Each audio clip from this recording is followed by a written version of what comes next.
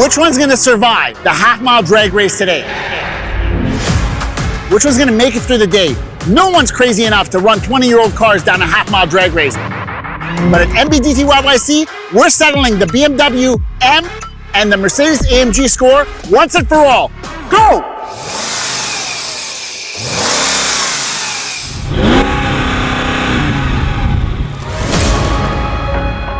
This 2003 Mercedes-Benz E55 AMG makes 469 horsepower and 516 pound-feet of torque from a supercharged hand-built 5.5-liter V8. It runs all that power to the rear wheels through a 5-speed automatic transmission, weighs 4,100 pounds, and rockets to 100 kilometers an hour in 4.5 seconds. Now here's the crazy part. Aside from the 19-inch wheels, this E55 is bone stock, but it has over 220,000 miles on the clock. That's over 350,000 kilometers. Back in 2003, this supercharged V8 made more torque than a Ferrari 360 made horsepower. Can 220,000 miles stop this AMG legend, or is this old warhorse about to embarrass the competition?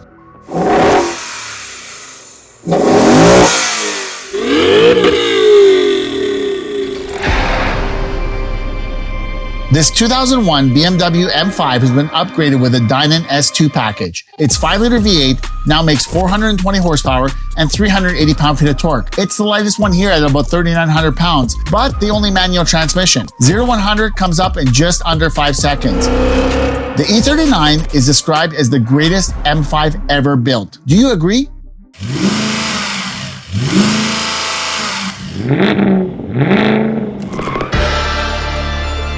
This 2007 Mercedes-Benz E63 AMG sedan succeeded the E55 AMG. Same body, different motor, and quite possibly one of the most legendary AMG motors ever built.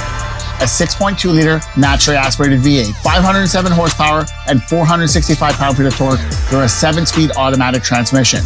It weighs about 4,100 pounds and runs to 100 kilometers an hour in 4.5 seconds. This one's been lowered on BC racing coilovers, and as you can hear, has a muffler delete. Would you daily this in 2026?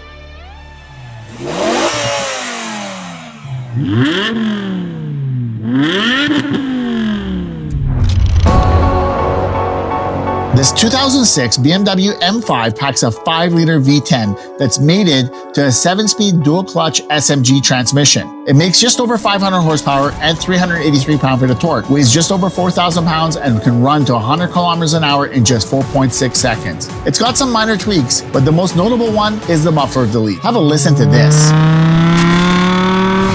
The S85 V10 revs to 8,250 RPM, and it was inspired by BMW's Formula One program. If they were still in Formula One today, do you think that this motor would still be around? Would you take this V10 over any other modern M car today?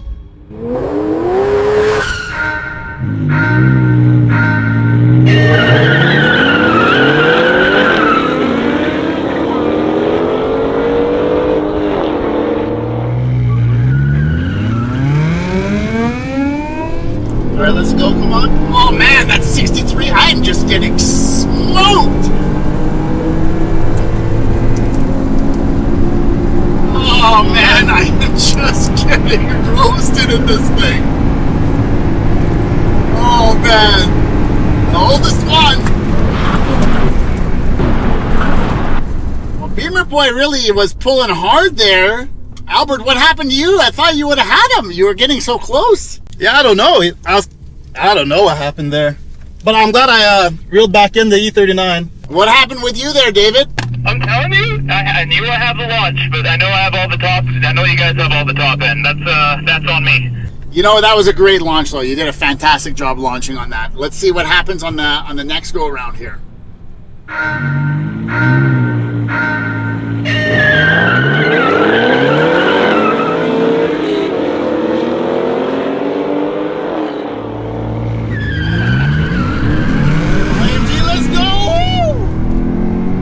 We better launch that time. Come on. Damn. Oh, it's me in the E39. Come on, baby. Come on, baby. Come on, baby. No, no, no, no, no.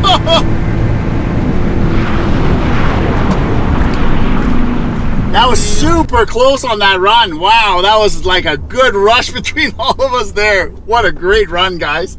How was that for you that time, David? I always get the loss, man. I always get the loss. Playing the game of catch-up at the end. And Albert, how about you? Did you reel in Beamer Boy? Oh man, that was a good race. I had a good launch, but the M5 just came through.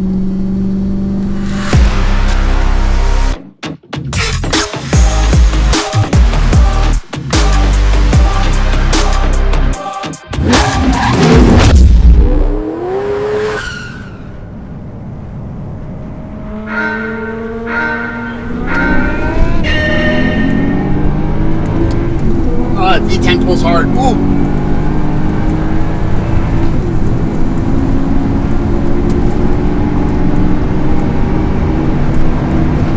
Damn. Oh, so close.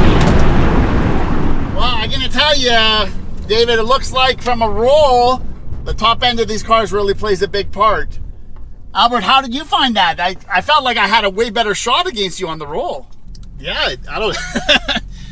Yeah, I think I was just asleep at the wheel there. I was genuinely surprised to see how close all the cars were when they were properly getting off there. Yeah, the roll really did take the guesswork of the launch out.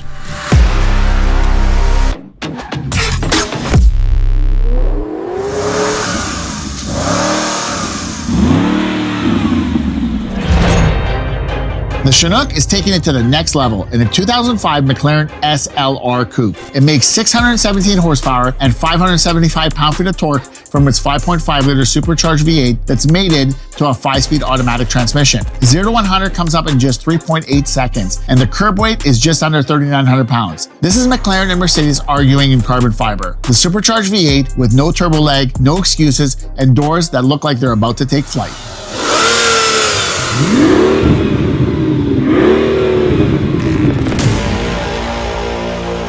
Little Nook is making no excuses in this 2007 Mercedes-Benz CL600 with a Rentex Stage 2 package that's been supplied by our friends at Automax. Its bi-turbo 6-liter V12 makes 650 horsepower and 830 pound-feet of torque. It's the heaviest one here at about 4,600 pounds, but can still rocket to 100 kilometers an hour in just 3.8 seconds. This was never supposed to be this fast. A luxury V12 coupe turned into a torque avalanche, right up until it deletes everything in front of it.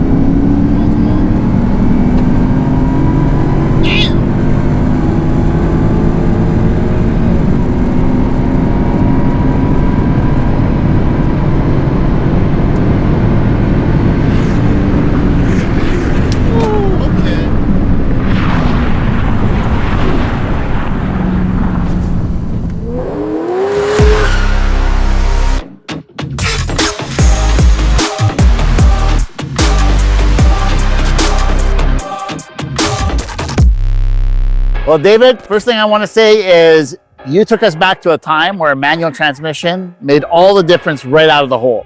Absolutely. Yeah, it was a blast. It was one of those things where it's like, I came into this knowing, I'm like, all right, I'll get the launch, and then God knows what's going to happen. It's either someone's going to mess up or someone's going to miss the ship. But it seemed like it was all really good racing. Yeah, for sure. And Albert, it was really good to see the E63 and the E55 together. I thought with us being at altitude, the E55 would have put up a little more of a fight, and the roll it was a little better. Yeah, for sure. You know, I was expecting a little bit better as well, but I'm so proud of what the AMG did, and glad I got to bring it out here and share it with you guys, and you know, have all these nice cars together. For sure. Yeah. Yeah. I mean, we went to the launch because of your transmission being a manual, but transmission made all the difference here. Because in the E60 M5, you know, a lot of people criticize that vehicle, and I used to work with BMW around that time. A lot of people criticized BMW M during that time for how rough it was as a luxury car to drive. It was a jerky transmission, but you know what? In a straight line, it's exactly what you need because it doesn't lose an ounce of power between 100%. The gears. Yeah.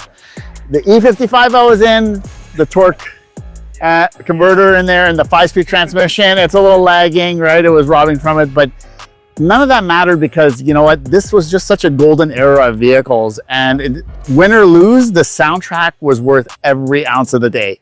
Everybody who got to hear was a winner. Yeah, for sure. And the new car made for one heck of a burnout. One heck of a burnout for you. Yeah, it does. It's torquey, and that was the tricky thing of getting it off the line, and that's always been the issue with the E55. It makes so much torque up front that it's really hard to get the power down. And you know, the second run was better than the first run, and that's just because I pretty much just went off the brake right onto the throttle, but eased into the throttle, because when I mashed it, all it did was light up the tires. So it's good for cooking tires. Yeah, it's good at that, you know. Sure. I mean, on another note, not trying to, you know, make any excuses, but the E55 and the McLaren SLR were the only two vehicles that were stocked today. So, but in hindsight, that E55 needs a muffler delete just like your E63. I don't know if it'll still sound as good because it's not naturally aspirated, but oh my God, I don't know. I want to know from the viewers, what did you guys think was the best sounding vehicle? Which one made you the most excited? Which one gave you the most nostalgia? Let us know what you want us to race next, because we're having a lot of fun with these older vehicles. We haven't had anything break seriously yet. So let's just make sure that we're asking for things that are going to run the entire day and could actually run a half mile like these cars did today. But don't forget to like, share, subscribe, MBDTYYC out.